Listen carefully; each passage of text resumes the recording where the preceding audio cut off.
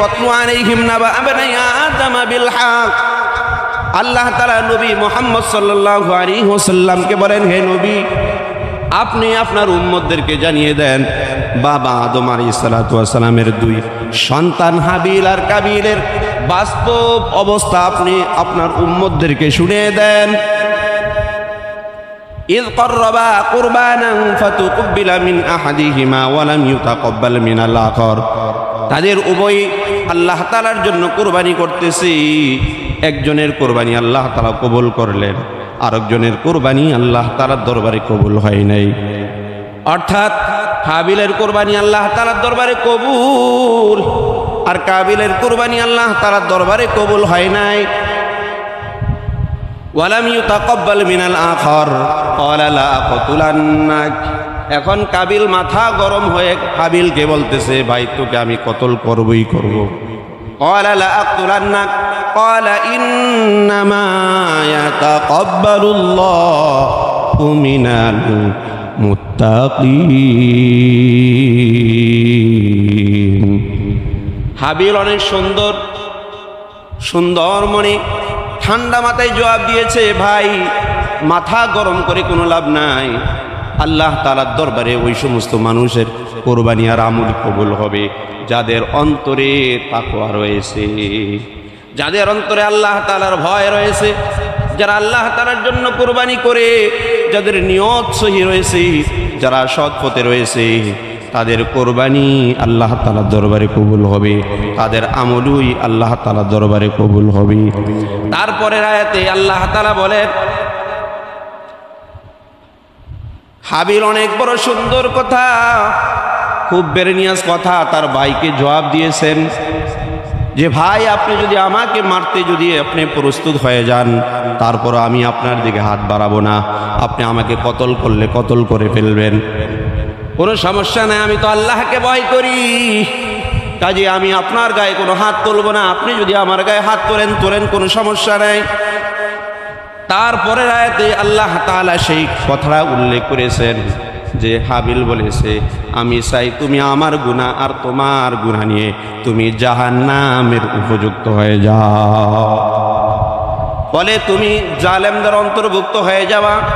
কোরআন শরীফের আয়াত প্রমাণ করে কাবিল তার ভাই হাবিলকে হত্যা করার পর কাদের ভিতরে করে লাশ লয়ে ঘুরতেছে, লাশ কোথায় দাফন করবে, কি করতে হবে, তার মাথার ভিতরে তো কিছুই নাই।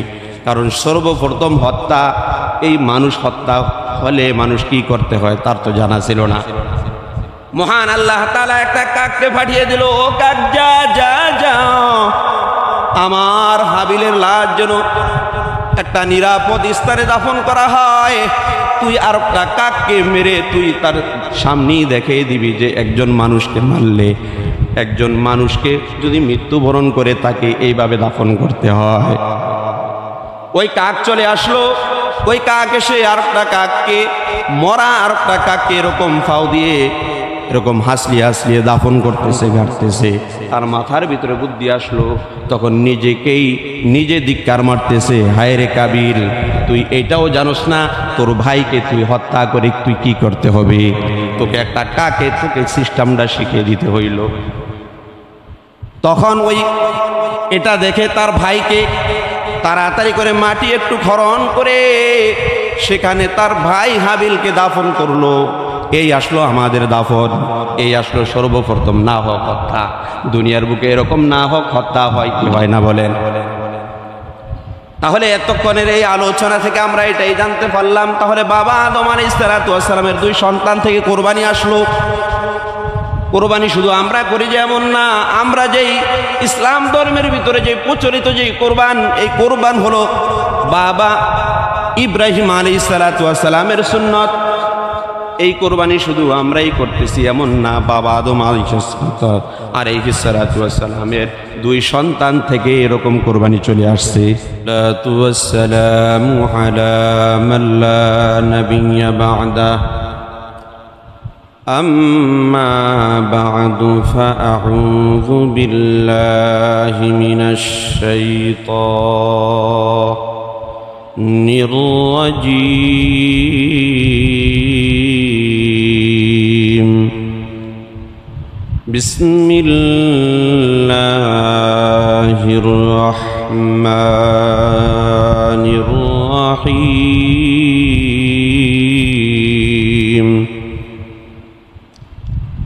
واتل عليهم نبأ ابني آدم بالحق إذ قربا قربانا فتقبل من أحدهما ولم يتقبل من الآخر قال لأقتلنك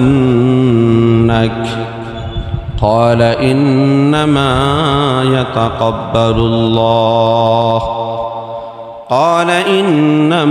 يتقبل الله من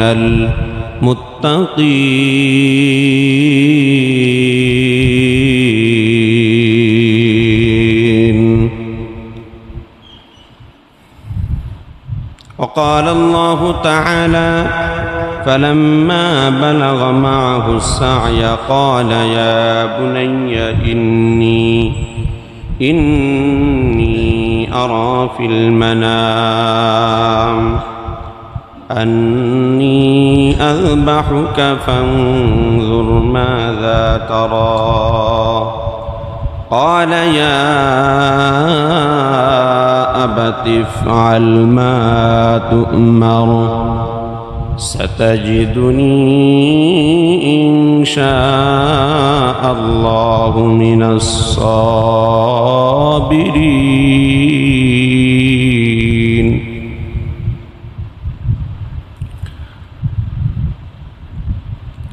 وقال الله تعالى لن ينال الله لحومها ولا دماؤها ولكن يناله التقوى منكم.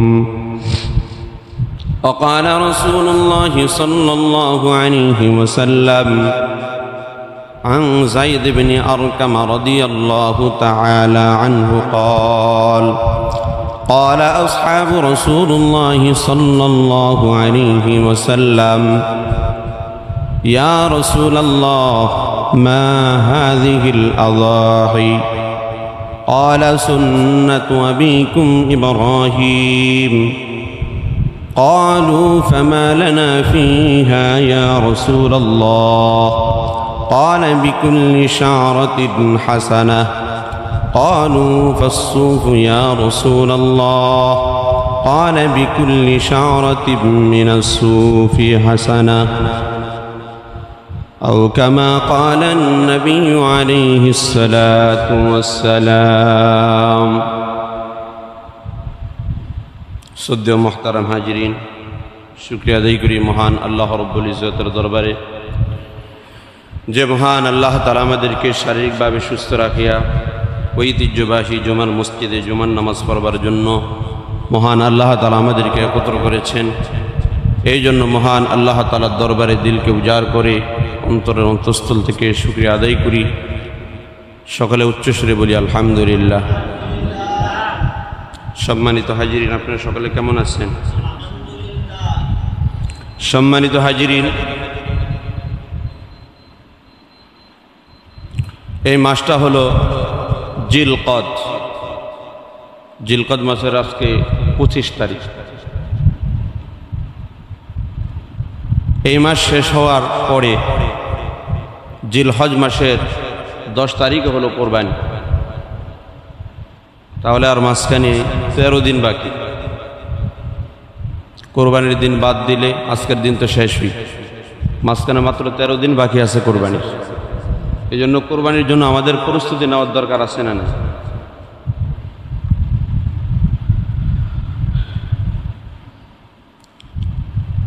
তো এই কোরবানির ইতিহাস কি তাও আমাদের জানার দরকার। কোরবানির ফজিলত কি, তাৎপর্য কি, কোরবানি কিভাবে করতে হবে, সে বিষয়গুলো আমাদের জানার দরকার। সম্মানিত হাজিরিন, আমি আপনাদের সম্মুখে দু জায়গা থেকে আয়াত তেলাওয়াত করেছি।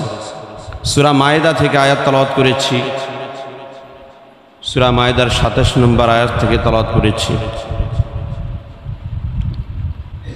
সূরা সফফাতের 102 নম্বর আয়াত তেলাওয়াত করেছি। আল্লাহ তাআলা এখানে কি বলেন কোরআন সুন্নাহর আলোকে, এবং রাসূল পাক সাল্লাল্লাহু আলাইহি ওয়াসাল্লাম হাদিসে কি বলেন আমাদের জানার দরকার। যেভাবে আল্লাহ তাআলা যে আমল যেভাবে চান ওইভাবেই করার নাম হলো ইবাদত। মন গড়া করলে ওটা কোনো ইবাদত হয় না। আল্লাহ তাআলার মর্জি মোতাবেক আল্লাহ তাআলার সন্তুষ্টি লাভের জন্যে টাকা খরচ করে ওইভাবেই করতে হয়।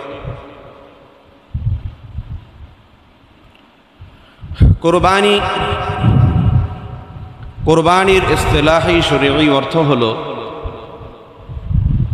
নির্দিষ্ট কোনো জন্তুকে নির্দিষ্ট সময়ে আল্লাহ তাআলার রাজি খুশি করার জন্যে কোরবানি করা। এটা হলো কোরবানির শরঈ অর্থ।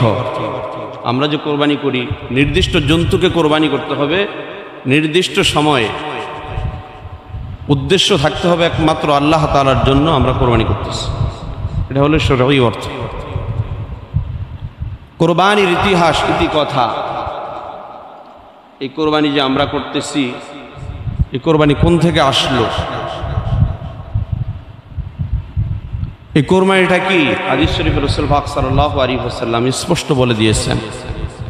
সাহাবায়ে কেরাম যখন প্রশ্ন করেছেন হুজুর এই কোরবানিটা কি, নবীজি সাল্লাল্লাহু আলাইহি ওয়াসাল্লাম বলছেন সুন্নাতু আবিকুম ইব্রাহিম, এটা তোমাদের জাতির পিতা ইব্রাহিম আলাইহিস সালাতু ওয়াস সালামের সুন্নাত। সাহাবায়ে কেরাম তার উপরে প্রশ্ন করেছেন ইয়া রাসূলুল্লাহ এই সুন্নত আদায় করলে আমাদের ফায়দা কি? বাবা ইব্রাহিম আলাইহিস সালাতু ওয়াস সালামের সুন্নাত, তাহলে আমাদের ফায়দা কি? নবীজি তখন বলেছেন, সাহাবায়ে কেরামরা আরবি বলছেন ক্বালু ফামা লানা ফিহা ইয়া রাসূলুল্লাহ, যে এর ভিতরে আমাদের কল্যাণ কি, সওয়াব কি? নবীজি উত্তর দিয়েছেন ক্বালা বিকুল্লি শাআরাতিন হাসানা, কুরবানির জন্তুর গায়ে যত পশম রয়েছে প্রত্যেকটা পশমের বিনিময়ে আল্লাহ তাআলা একটি করে নেকি দান করবেন। সাহাবায়ে কেরাম প্রশ্ন করলেন ইয়া রাসূলুল্লাহ ইয়া হাবিবাল্লাহ, পয়গম্বর এই যে আপনি বললেন ইব্রাহিম আলাইহিস সালাতু ওয়াস সালামের সুন্নাত হলো কুরবানি করা, ক্বালু ফামা লানা ফিহা ইয়া রাসূলুল্লাহ, এই কুরবানি করলে এই কুরবানির ভিতরে আমাদের কি সওয়াব? নবী পাক সাল্লাল্লাহু আলাইহি ওয়াসাল্লাম তখন বলে দিয়েছেন ক্বালা বিকুল্লি শাআরাতিন হাসানা, কুরবানির জন্তুর গায়ে যত পশম রয়েছে আপনি যদি একটি বকরিকে কোরবানি করেন, একটি খাসিকে যদি কোরবানি করেন, বা একটি গরুকে যদি কোরবানি করেন, বা একটা মহিষকে যদি কোরবানি করেন, বা একটা উটকে যদি কোরবানি করেন, বা একটা দুম্বাকে যদি কোরবানি করেন, বা যদি একটি ভেড়াকে যদি কোরবানি করেন, তার গায়ে যতগুলা পশম রয়েছে রাসূল পাক সাল্লাল্লাহু আলাইহি ওয়াসাল্লাম বলেন প্রত্যেকটা পশমের বিনিময়ে আল্লাহ তাআলা একটি নেকি দান করবেন। সাহাবায়ে কেরাম বলছেন ক্বালু ফাসুফু ইয়া রাসূলুল্লাহ, বুঝতে পারলাম ছাগলের ক্ষেত্রে, গরুর ক্ষেত্রে, মহিষের ক্ষেত্রে, উটের ক্ষেত্রে একটা করে সওয়াব পাওয়া যাবে। ইয়া রাসূলুল্লাহ আমাদের একটু বুঝতে মনে চায় যে ভেড়ার চামড়াগুলো আমরা দেখতে পাই পশমগুলো মরানো মরানো থাকে, এগুলা কি প্রত্যেকটাকে আলাদা আলাদা করা হবে কিনা? নবী পাক সাল্লাল্লাহু আলাইহি ওয়াসাল্লাম বললেন ক্বালা বিকুল্লি শাআরাতিন মিনাস সুফি হাসানা, ওই ভেড়ার যে মরানো মরানো পশমগুলা রয়েছে প্রত্যেকটাকে আলাদা আলাদা করে আল্লাহ তাআলা বান্দার আমল নামায় একটি করে নেকি দান করবে। কি পরিমাণ সওয়াব! এই হাদিস থেকে স্পষ্ট আমরা বুঝতে পারি যে কোরবানি করলে আমাদের কি পরিমাণ সওয়াব। কোরআন শরীফের আয়াতের দিকে আমরা একটু চলে যাই, তারপরে হাদিসের দিকে চলে আসব।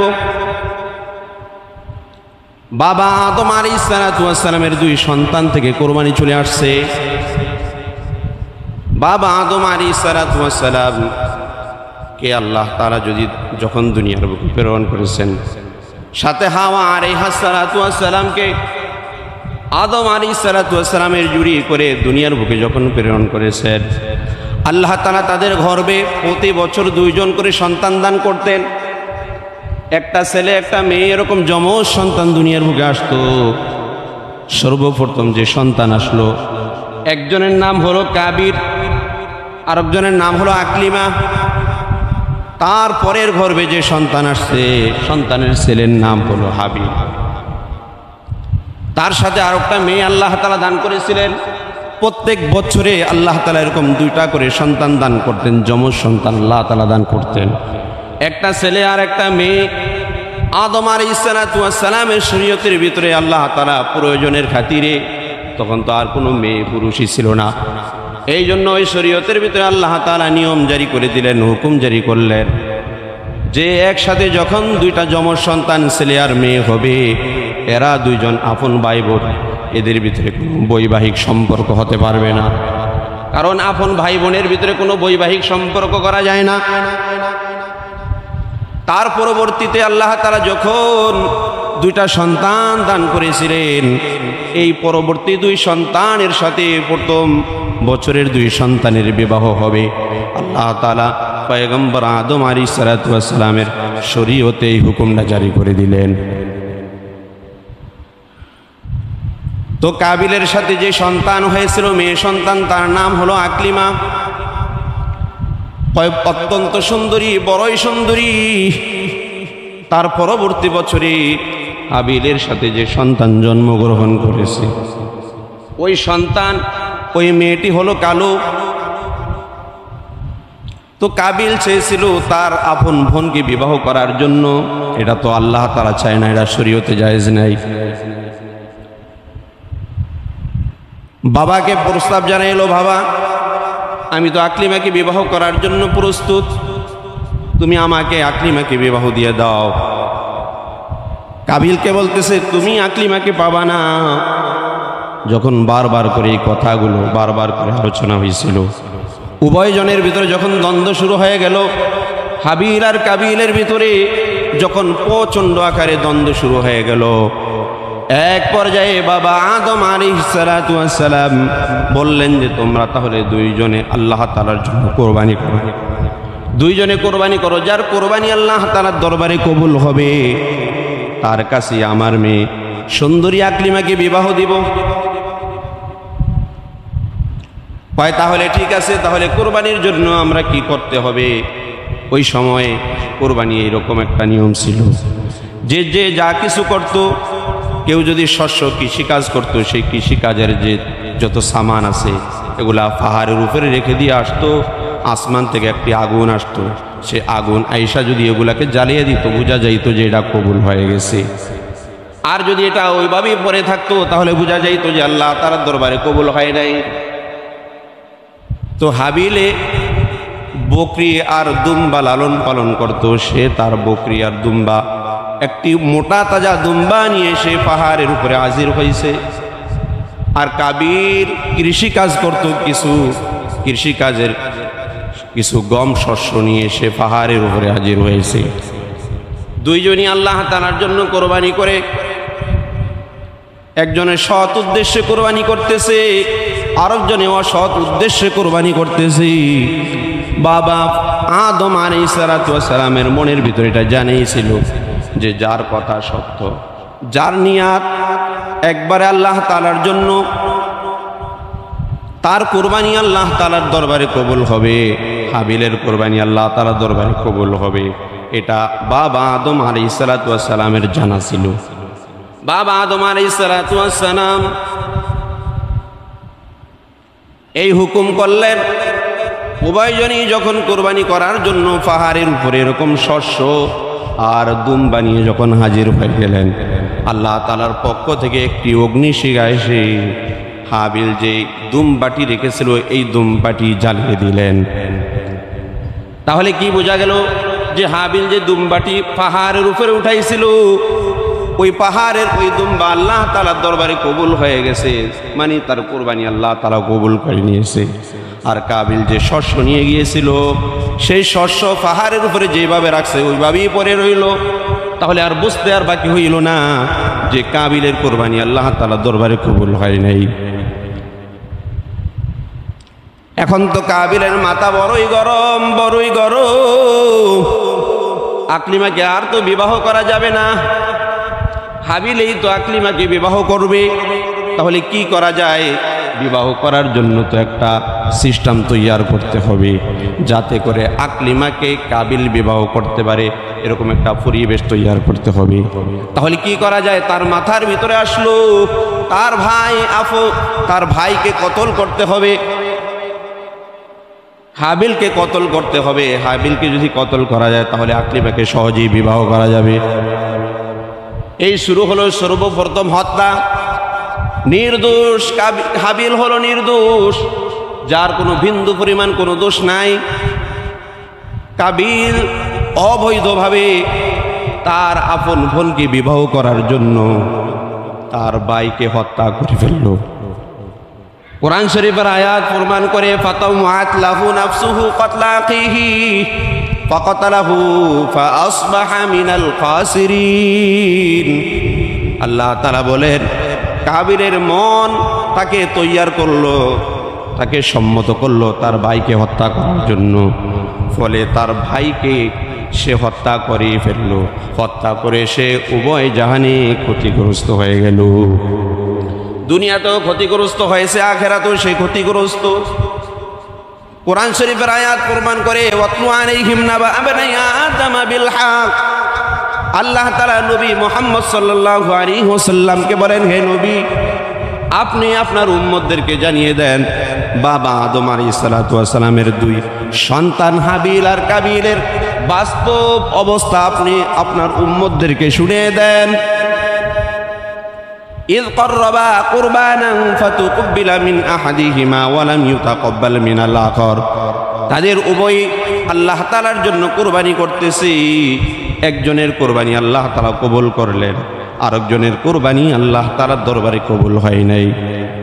অর্থাৎ হাবিলের কুরবানি আল্লাহ তাআলার দরবারে কবুল, আর কাবিলের কুরবানি আল্লাহ তাআলার দরবারে কবুল হয় নাই।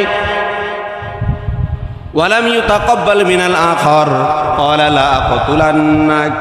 এখন কাবিল মাথা গরম হয়ে হাবিলকে বলতেছে, ভাই তোকে আমি কতল করবই করব। ক্বালা লা আকতুলান্নাক ক্বালা ইন্নামা ইয়াতাকাব্বালুল্লাহু মিনাল মুত্তাকিন। হাবিল অনেক সুন্দর মনে ঠান্ডা মাথায় জবাব দিয়েছে, ভাই মাথা গরম করে কোনো লাভ নাই। আল্লাহ তাআলার দরবারে ওই সমস্ত মানুষের কোরবানি আর আমল কবুল হবে যাদের অন্তরে তাকওয়া রয়েছে, যাদের অন্তরে আল্লাহ তাআলার ভয় রয়েছে, যারা আল্লাহ তাআলার জন্য কোরবানি করে, যাদের নিয়ত সহি রয়েছে, যারা সৎ পথে রয়েছে, তাদের কোরবানি আল্লাহ তাআলার দরবারে কবুল হবে, তাদের আমলই আল্লাহ তাআলার দরবারে কবুল হবে। তারপরের আয়াতে আল্লাহ তাআলা বলেন, হাবিল অনেক বড় সুন্দর কথা, খুব বেরেনিয়াস কথা তার ভাইকে জবাব দিয়েছেন যে, ভাই আপনি যদি আমাকে মারতে যদি আপনি প্রস্তুত হয়ে যান, তারপর আমি আপনার দিকে হাত বাড়াবো না। আপনি আমাকে কতল করলে কতল করে ফেলবেন, কোনো সমস্যা নাই, আমি তো আল্লাহকে ভয় করি, কাজে আমি আপনার গায়ে কোনো হাত তুলব না। আপনি যদি আমার গায়ে হাত তোলেন কোনো সমস্যা নাই। তারপরের আয়াতে আল্লাহ তাআলা সেই কথাটা উল্লেখ করেছেন যে হাবিল বলেছে, আমি চাই তুমি আমার গুনাহ আর তোমার গুনাহ নিয়ে তুমি জাহান্নামের উপযুক্ত হয়ে যাও, ফলে তুমি জালেমদের অন্তর্ভুক্ত হয়ে যাওয়া। কোরআন শরীফের আয়াত প্রমাণ করে কাবিল তার ভাই হাবিলকে হত্যা করার পর কাদের ভিতরে করে লাশ লয়ে ঘুরতেছে, লাশ কোথায় দাফন করবে, কি করতে হবে, তার মাথার ভিতরে তো কিছুই নাই। কারণ সর্বপ্রথম হত্যা, এই মানুষ হত্যা হলে মানুষ কি করতে হয় তার তো জানা ছিল না। মহান আল্লাহ তাআলা একটা কাককে পাঠিয়ে দিল, ও কাক যা আমার হাবিলের লাশ যেন একটা নিরাপদ স্থানে দাফন করা হয়, তুই আর একটা কাককে মেরে তুই তার সামনেই দেখিয়ে দিবি যে একজন মানুষকে মারলে, একজন মানুষকে যদি মৃত্যুবরণ করে তাকে এইভাবে দাফন করতে হয়। ওই কাক চলে আসলো, ওই কাক এসে আর একটা কাককে, মরা আর একটা কাককে এরকম ফাও দিয়ে এরকম হাসলিয়ে হাসলিয়ে দাফন করতেছে, ঘাটতেছে। আর মাথার ভিতরে বুদ্ধি আসলো, তখন নিজেকেই নিজে ধিক্কার মারতেছে, হায় রে কাবিল, তুই এটাও জানোস না তোর ভাইকে তুই হত্যা করে তুই কি করতে হবে? তোকে একটা কাকে তোকে সিস্টেমটা শিখিয়ে দিতে হইল। তখন ওই এটা দেখে তার ভাইকে তাড়াতাড়ি করে মাটি একটু খনন করে সেখানে তার ভাই হাবিলকে দাফন করলো। এই আসলো আমাদের দাফন, এই আসলো সর্বপ্রথম না হোক হত্যা। দুনিয়ার বুকে এরকম না হোক হত্যা হয় কি হয় না বলেন? তাহলে এতক্ষণের এই আলোচনা থেকে আমরা এটাই জানতে পারলাম, তাহলে বাবা আদম আলাইহিস সালামের 2 সন্তান থেকে কোরবানি আসলো। কোরবানি শুধু আমরা করি যেমন না, আমরা যেই ইসলাম ধর্মের ভিতরে যে প্রচলিত যে কোরবান, এই কোরবান হলো বাবা ইব্রাহিম আলাইহিস সালামের সুন্নত। এই কোরবানি শুধু আমরাই করতেছি এমন না, বাবা আদম আলাইহিস সালামের 2 সন্তান থেকে এরকম কোরবানি চলে আসছে। তাহলে তাদের নিয়তটা যেরকম হয়েছিল, যার নিয়ত সহি হয়েছিল তার কোরবানি আল্লাহ তাআলার দরবারে কবুল হয়েছে। তাহলে আমরাও যেই কোরবানি করব, এই কোরবানি আমরা করব কি জন্যে? বাবা ইব্রাহিম আলাইহিস সালামের স্মৃতি রক্ষার্থে যদি আমরা আমাদের ক্রয়কৃত যে জানোয়ারটাকে যদি আমরা জবাই করতে পারি, তাহলে এটাই হবে কোরবানি। নিজের মন গড়া যদি কোনো কিছু করি তাহলে এটা কোরবানি আর ইবাদত হবে না। কোরবানি করা শরীয়তের একটা বড় নিশান, এটা বড় একটা মজবুত আমল। যার উপরে যাকাত ওয়াজিব হয়, এতরকম যদি সম্পদ টাকা পয়সা তার কাছে থাকে, কোন দিন 10 তারিখ আর 11 তারিখ আর 12 তারিখ জিলহজ মাসের 10, 11, 12 এই 3 দিনের ভিতরে যদি কেউর কাছে যাকাত ওয়াজিব হয়, এই পরিমাণ সম্পদ অর্থাৎ 52.5 তোলা রূপার টাকা যদি তার কাছে থাকে, তাহলে তার উপরে কোরবানি দেওয়া ওয়াজিব। বাবা ইব্রাহিম আলাইহিস সালাম যে কোরবানি করেছেন, কোন নিয়তে কোরবানি করেছেন? আল্লাহ তাআলা বাবা ইব্রাহিম আলাইহিস সালামকে বলছেন, ও পয়গম্বর ইব্রাহিম আলাইহিস সালাম, আপনি আপনার প্রিয় জিনিসটি আল্লাহ তাআলার রাস্তায় কোরবানি করেন। যখন সকাল হয়েছিল, এই স্বপ্ন যখন 8 তারিখে দেখলেন, সকালবেলা 100 উট কোরবানি করে দিলেন। তারপরেও রাতের বেলা আবার স্বপ্ন দেখতেছে, হো পয়গম্বর ইব্রাহিম আলাইহিস সালাম, আপনি আপনার প্রিয় বস্তুটি আল্লাহ তাআলার জন্য কোরবানি করে দেন। তারপরের দিনও এরকম 100 উট কোরবানি করে দিলেন। তারপরে একই স্বপ্ন পয়গম্বর ইব্রাহিম আলাইহিস সালাম দেখলেন। তারপরে পয়গম্বর ইব্রাহিম আলাইহিস সালাম 100 উট আল্লাহ তাআলার জন্য কোরবান করে দিলেন। তারপরে আল্লাহ তাআলা এক রিওয়ায়াতে আছে, কোন রিওয়ায়াতে আছে, আল্লাহ তাআলা বলে দিয়েছেন স্বপ্নের মাধ্যমে যে আপনার প্রিয় বস্তু অর্থাৎ ইসমাইল আলাইহিস সালামকে আমার জন্য কোরবানি করে। এই আমি 1 মিনিটের ভিতরে শেষ করে দিচ্ছি। পয়গম্বর ইব্রাহিম আলাইহিস সালাম এটাকে আর ব্যাখ্যা করার কোনো সুযোগও ছিল না, কারণ আল্লাহ তাআলা স্বপ্নের মাধ্যমে বলেছেন, তার মানে যেন এটা ওহীর মাধ্যমে বলেছেন। কারণ নবীদের স্বপ্ন হলো সত্য, নবীদের স্বপ্ন হলো সত্য, এটাকে আর কোনো ব্যাখ্যা বিশ্লেষণ করার আর কোনো সুযোগ নাই। আমরা হলে এটা তো ব্যাখ্যা করতাম। উনি আল্লাহ তাআলার একজন কেমন খাস বান্দা ছিলেন, আল্লাহ তাআলা স্বপ্নের মাধ্যমে বলে দিয়েছেন সে তৈয়ার হয়ে গেছে আল্লাহ তাআলার জন্য। তার প্রিয় সন্তান এমন বিরুদ্ধ বয়সে আল্লাহ তাআলার কাছে চাওয়ার পরে চাইতে চাইতে আল্লাহ তাআলা একটা সন্তান দান করেছিলেন, তার নাম হলো ইসমাঈল আলাইহিস সালাম। এই সন্তান কত আদরের দুলাল, কত আদরের দুলাল। জীবনে মাত্র একটা সন্তান পেয়েছিলেন, তার পরবর্তীতে আরেকটা পেয়েছেন। এই তো সর্বপ্রথম সন্তান। আল্লাহ তাআলা 8 বছর বয়স হয়েছে, আর যখন বাবার সাথে চলতে পারে, সন্তান সুন্দর সুন্দর কথা বলতে পারে, চালাকি চালাকি কথা বলতে পারে, এমনকি কোনো বাবা চাবে তার সন্তানকে কোরবানি করতে, কখনো না।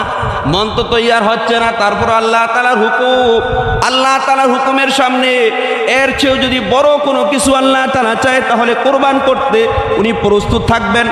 এই হলো আল্লাহ তাআলার খাস বান্দা, এরাই হলো আল্লাহ তাআলার খাস বান্দা।